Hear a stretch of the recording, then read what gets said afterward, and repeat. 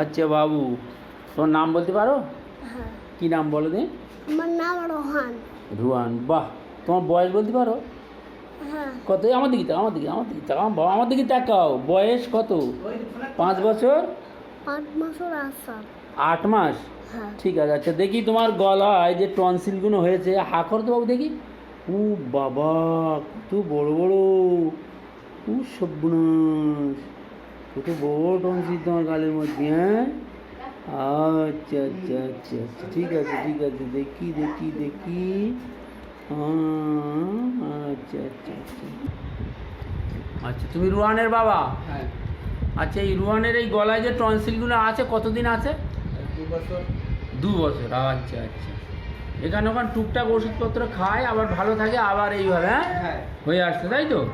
আচ্ছা, রুহানের যে আমরা ওষুধটা সিলেকশন করেছি সেই ওষুধটা নাম হচ্ছে ফসফরাস। ফসফরাস কেন সিলেকশন করেছি সেটা আপনাদের একবার বলি।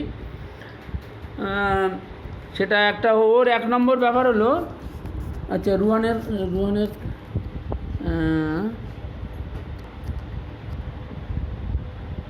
হ্যাঁ, রুহানের যে ওষুধটা সিলেকশন করেছি আপনাদের কাছে বললাম, সেটা হচ্ছে ফসফরাস।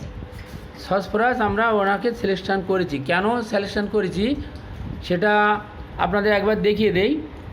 রুহান এই যে গলায় যে টনসিলটা আছে, এটা ওর ঠান্ডা খেলে বাড়ে বলেছে, বাড়ে, ঠান্ডা খেলে বাড়ে। বাড়ে। আচ্ছা আচ্ছা, এমনি রুহানকে আমি একবার দেখাই পুরোপুরি, আপনি একটু সরে, রুহান দাঁড়াও সরে।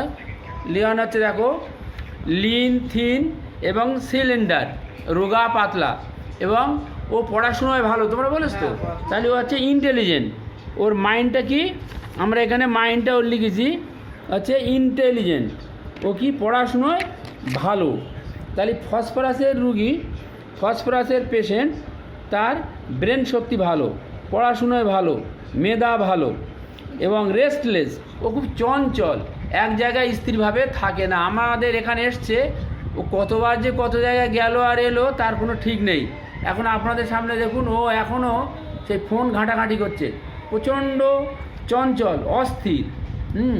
আর একটা জিনিস ওর বলেছে ওর মা বাবা, যে ওর বন্ধু বান্ধব যারা আছে তাদের সঙ্গে ও খাবার দাবার ভাগ করে খায়, অর্থাৎ সিম্প্যাথি। এটা হচ্ছে আমরা ফসফরাসের একটা বড় লক্ষণ। তাহলে আমরা যে সমস্ত লক্ষণ দেখে আমরা এই বাচ্চাকে টনসিলের যে ফসফরাস সিলেকশন করেছি, তার মধ্যে সিম্প্যাথি একটা বড় লক্ষণ। আচ্ছা, এছাড়া আর যে সমস্ত জিনিস আছে, ওর ও হচ্ছে চিলি পেশেন্ট। ও ঠান্ডা সহ্য করতে পারে না, সহজে সর্দি সেলেসা লাগে, প্লাস অ্যাপেটাইট নর্মাল আছে, থার্স্ট আছে, জল পিপার আছে, টাং ময়েস্ট আছে। আরেকটা জিনিস হচ্ছে ডিজায়ার। ও কী খেতে পছন্দ করে আর কি খেতে পছন্দ করে না সেটা আপনাদের একটু বলি। দেখুন, এখানে ওর বাবা মার সঙ্গে আলোচনা করে যেটা হয়েছে, ও আইসক্রিম খেতে পছন্দ করে, ও আইসক্রিম খেতে পছন্দ করে, কোল্ড ওয়াটার খেতে পছন্দ করে, কোল্ড ফুড খেতে পছন্দ করে। এগুলো ওর মধ্যে আমরা ডিজায়ারে পাচ্ছি। এবং আমরা জানি ফসফরাসের বাচ্চা, ফসফরাসের রুগী ঠান্ডা খাবার, বরফ, আইসক্রিম এগুলো পছন্দ করে, যেটা আমরা এর মধ্যেই পেয়েছি, রুহানের মধ্যেই পাওয়া গেছে। এবং ওর একটা জিনিস দেখুন, এবং সোয়েট, ঘাম হয়, ঘামে গন্ধ আছে, এটাও ফসফরাসে আছে। আচ্ছা, ওর ফেয়ারটা দেখুন, ফেয়ারে লেখা আছে অ্যালং, মানে একলা থাকতে ভয় করে। ডার্ক, অন্ধকারে ভয় করে। থান্ডার স্টার, আকাশ ডাকলে ভয় করে। ও আকাশ ডাকলে আপনারা বলছেন যে আপনাদের কাছে ছুটে চলে আসে, তাই তো?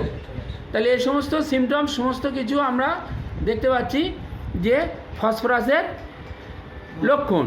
এই সমস্ত লক্ষণ দেখে আমরা ওকে টনসিলের জন্য আমরা ফসফরাস সিলেকশন করেছি। আচ্ছা, আমরা ফসফরাসের সিলেকশন করেছি, তার মধ্যে কয়েকটা মূল পয়েন্ট আপনাদেরকে আরেকবার বলি। ও ডিজায়ারে ice cream, cold drinks, cold food এগুলো পছন্দ করে। স্টুল হার্ড আছে। আচ্ছা, ঘাম আছে, সোয়েট, ঘাম প্রচুর হয় এবং ঘামে গন্ধ আছে।